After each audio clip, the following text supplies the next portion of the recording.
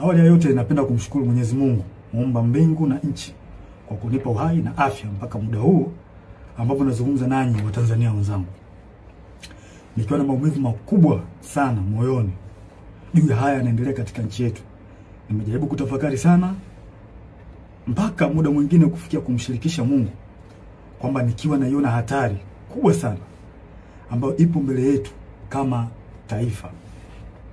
Haikuwa rahisi hata kidogo kwangu mpaka leo hii wa Tanzania kuniona nikiwa mbele yenu naongea haya mambo. Haikuwa rahisi kwa sababu nazijua taratibu zetu za kijeshi jinsi zilivyokuwa ngumu, hasa kwa mambo kama haya. Haikuwa rahisi hata kidogo kutafakari mpaka kuamua kufanya hiki. Kwa maana hiyo sasa nikiwa naifahamu hatari hiyo iliyopo mbele yangu juu ya hichi ninachokifanya kwenye utaratibu wetu, desturi zetu, pia katika mambo mengine, sitojali hizo hatari kwa namna yoyote. Sitomuogopa mtu yoyote, ila heshima kwa wakuu wangu itabaki pale pale.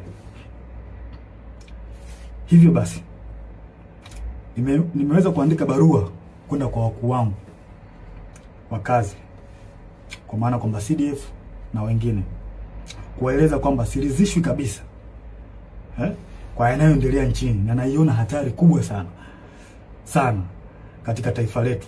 Hivyo basi ni vema kama jeshi kuchukua hatua haraka sana kabla hatujachelewa, kwa kuwa imani pekee iliyobaki kwa Tanzania ni jeshi lao. Japo muda mwingine wanasiasa wanajaribu kuliingiza jeshi letu kwenye mambo ya siasa,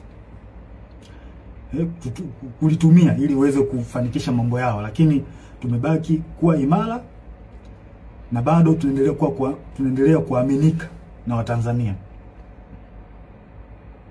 Hivyo basi kwa kuona hilo na kuona hali ambayo ipo kwa sasa, sehemu pekee na imani pekee ya Watanzania ni kwenye jeshi lao.